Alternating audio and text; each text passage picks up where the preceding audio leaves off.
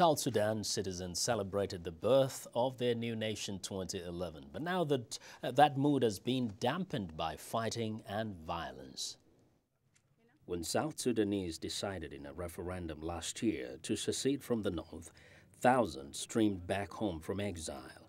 But less than a year after the birth of the new nation, as many as 50,000 people may have fled violence in the remote border area of South Sudan after days of clashes between two tribes.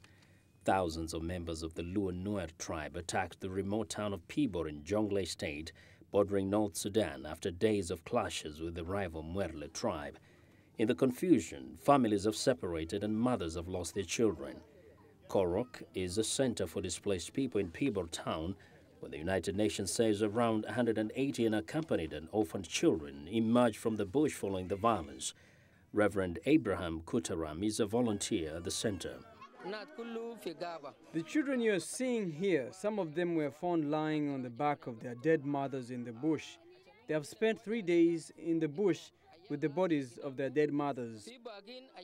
UN peacekeepers are monitoring the area, and officials say calm is returning to Pibor County. They say it is unclear how many people have died, but UN workers have seen many bodies. Javier Lazo is UN's Under-Secretary General for Peacekeeping. As to casualties, the only thing I can confirm is that UNMISS people have seen several dozen bodies. Beyond that, it's impossible to say more. The Luo-Nuer and Mwerle tribes have a history of animosity over grazing land, water resources, and cattle. The most recent assault is believed to be an act of revenge for an attack in August. The government of South Sudan has ordered the deployment of more soldiers and over 1,000 police to Jonglei State in an attempt to stop the fighting, with some 3,000 soldiers and 800 policemen on their way to the area. Now, for more perspective on the state of insecurity in South Sudan, I'm joined in the studio by Perek Madut, Secretary General, Sudan People's Liberation Movement, SPLM, Washington chapter. Welcome to In Focus, Mr. Madut. Thank you very much. Now, before the independence of South Sudan, sometime last year, the violence in South was blamed on the North by the government of Bashir. It's been independent now for a few months. We're seeing fighting. What's the cause?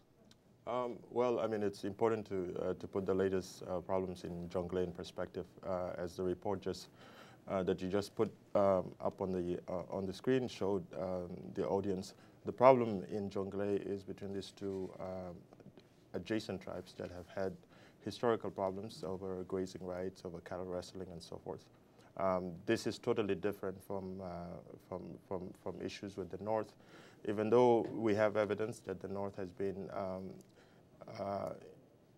as usual, finding ways to cause insecurity in South Sudan. One of the ways they're doing that is to increase the proliferation of very deadly weapons between the civil, among the civil population. Mm-hmm. So that's a major issue. Yeah. But these problems are not an argument against independence. They're not an argument against the aspiration of the people of South Sudan for independence that they've fought for over the last 50 years since independence from Great Britain. Yeah, but would you say safely that while the Southerners were fighting for freedom and independence and justice, they might have neglected certain issues which are pertinent to a prosperous, more united South Sudan? Yes, I think we're not naive about the challenges of state building, about the challenges of moving from independence to actually providing a very good and prosperous life for our population. Our leadership, the SPLM, the people of South Sudan, walked into this independence journey very cognizant of the challenges that they would face.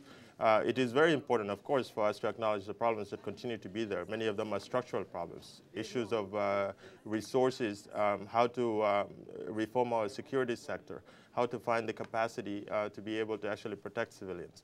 And this is an ongoing challenge, and the government has to do a much more sustained effort there to make these things, to make the dividends of peace and actually the dividends of independence come through for all the people of South Sudan.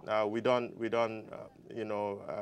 underestimate the challenge, but it is what every country has embarked on. You know, when most African countries attained independence way back in the early 60s, there was so much hope.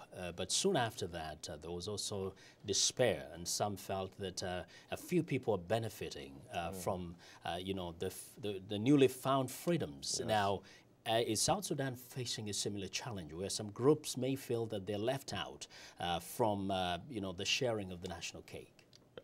It is always a huge challenge to build a state from scratch. And in our case, it's even much more difficult because we still have unresolved issues with a neighboring, with our neighbor or our erstwhile Sudanese compatriots in northern Sudan, and not the people of North Sudan, but the government of North Sudan, which continues to be a thorn on our side. But like all African countries, we are facing this challenge. The people who have undertaken the challenge of actually developing South Sudan, the people in the leadership, have an immense responsibility to avoid the pitfalls of other African countries. But we have also very good stories in Africa that we can follow, finding ways to develop, finding ways to share the resources that we have in our land, if it's agriculture, if it's natural resources. It's not easy, but it can be done, and I think with the help of our good meaning friends, we can do that. Now, I know you're sympathetic to the government, of course, because you're SPLM, but in your fair and honest assessment, is the government right now handling and tackling those issues effectively, or is there something that needs to be done more than what is being done today? Yes, I think there's more that can be done. I mean, even within our forums as SPLM and as South Sudanese as general, we continue to talk about the challenges of governance. The SPLM was a liberation movement, and they did a very good job sustaining the struggle of the people of South Sudan. But now the challenge of governance and the challenges of development are not easy. I think we have to address, for example, the issue of cattle wrestling and the issues of resource fights between. They have to address it in the medium term by protecting the civilians, by finding the people who are actually culprits, by crossing our porous border that is allowing the proliferation of weapons. But in the long term, we have to find a model for development. Oh, right. Thank you. That's all the time we have for you, Mr. Perek. Mr. Perek joined us from here in Washington. He is the Secretary General of SPLM here in Washington, D.C. Thank you very much. Thank you very much.